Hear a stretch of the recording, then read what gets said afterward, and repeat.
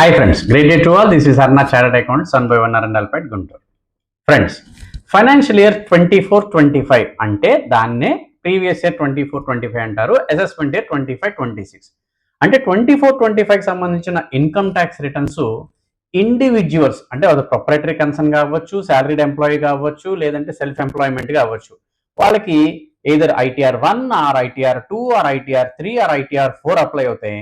Government income tax department 4 forms declare చేసింది. అదే partnership forms కానీ, ఎల్ఎల్పీస్ కానీ, కంపెనీస్ కానీ, అసోసియేషన్స్ కానీ, సొసైటీస్, ట్రస్ట్లు వాళ్ళకైతే ఇంకా ఫార్మ్స్ అయితే రావాలి. But proprietary concerns, self employed, house wives, salaried employees వీళ్ళందరి ఫార్మ్స్ వచ్చినాయి. మీరు ఏ స్కీమ్లో ఫైల్ చేసుకోవాలి, ఓల్డ్ స్కీమా, ఇన్కమ్ ట్యాక్స్ న్యూ స్కీమా అనేది తంబులుగా ఎవ్వరు చెప్పలేరండి. మీరు ఓల్డ్ స్కీమ్ కనుక ఫాలో అయ్యేటైతే కనుక మీకు 80C కింద 1,50,000 వరకు ఎల్ఐసీలు, ట్యూషన్ ఫీజులు, హౌసింగ్ లోన్ రీపేమెంట్ క్లెయిమ్ చేసుకోవచ్చు. లేదంటే fixed deposit 5 years fixed deposit claim చేసుకోవచ్చు. ఎన్పిఎస్ క్లెయిమ్ చేసుకోవచ్చు. Health insurance premium, medical expenses, donations కానీ, సాలరీడ్ ఎంప్లాయీస్ అయితే హెచ్ఆర్ఏ కానీ, హౌసింగ్ లోన్ తీసుకుంటే సెక్షన్ 24 కింద ఇంట్రెస్ట్ కింద 2 lakhs వరకు కానీ, ఇలా 80 DDB, DD కింద చాలా డిడక్షన్స్ వస్తాయి. ఇవన్నీ క్లెయిమ్ చేసుకోవచ్చు. కానీ ఎవరైతే న్యూ స్కీమ్ కనుక ఆప్ట్ చేసుకుంటారో వాళ్ళకి ఏ సెక్షన్ కింద హెచ్ఆర్ఏ ఎగ్జామ్షన్స్ రావు, హౌసింగ్ లోన్ డిడక్షన్స్ రావు, ఏటీసీ ఎల్ఐసి రాదు, హెల్త్ ఇన్సూరెన్స్ రాదు, డొనేషన్స్ రావు, ఏవి రావండి. కానీ ఏ స్కీమ్ బెటరు, ఓల్డ్ స్కీమ్ బెటరా, న్యూ స్కీమ్ బెటరా అనేది ఒక తంబ్రులుగా చెప్పలేము. రెండు చెక్ చేసుకున్న తర్వాత మాత్రమే చెప్పగలం. ఈ బెనిఫిట్స్, డిడక్షన్స్, ఎగ్జామ్షన్స్ ఉన్న వాళ్ళకి ఒక్కొక్కసారి ఓల్డ్ స్కీమ్ బెటర్గా ఉండొచ్చు, లేదా న్యూ స్కీమ్ బెటర్గా ఉండొచ్చు.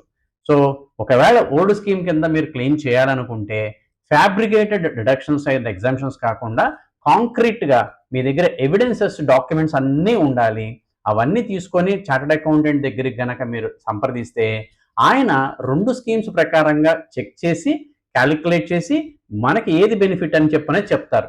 ఏదో ఒక రకంగా వేసేద్దాము అని చెప్పనేది కాదు. ఎక్కువ రిఫండ్ తెప్పించుకోవాలి, ట్యాక్స్ తగ్గించుకోవాలని చెప్పని లేని డిడక్షన్స్ని క్లెయిమ్ చేసుకోవటం, లేని ఎగ్జామ్షన్స్ని క్లెయిమ్ చేసుకుంటే ఈ సంవత్సరం ఇన్కమ్ ట్యాక్స్ డిపార్ట్మెంట్ బ్యాక్ ఎండ్లో మొత్తం క్రాస్ వెరిఫికేషన్ చేసి మనకి డాక్యుమెంటరీ ప్రూఫ్స్ కూడా అడగడానికి ఛాన్సెస్ ఉన్నాయి. కాబట్టి మిత్రులారా, మీ అందరికీ ఒక మంచి సలహా అండి. పిచ్చి పిచ్చి డిడక్షన్స్ క్లెయిమ్ చేయొద్దు. ఒక అవసరమైతే కొంత ట్యాక్స్ కట్టాల్సి వస్తే కట్టండి, హ్యాపీగా రిలాక్స్డ్గా ఉండండి. అదర్వైజ్ రేపు నోటీస్ కనుక వస్తే కనుక మన ఎవిడెన్సెస్ ఇవ్వలేకపోతే అప్పుడు ట్యాక్స్లు, ఇంట్రెస్ట్లు, penalties and mental peace of mind కూడా పోవడానికి అవకాశం ఉంది. కాబట్టి ఏ స్కీమ్ బెటర్ అని చెప్పనేది చార్టర్డ్ అకౌంట్ సంప్రదించండి. సెప్టెంబర్ 15వ తారీఖు లాస్ట్ డేటు. ఈ లోపల కనుక ఫైల్ చేస్తే మీకు ఏ రకమైన లేట్ ఫీజులు కానీ ఏమీ ఉండవు. మరిన్ని వివరాల కోసం మీరు కామెంట్ బాక్స్లో డౌట్స్ ఉంటే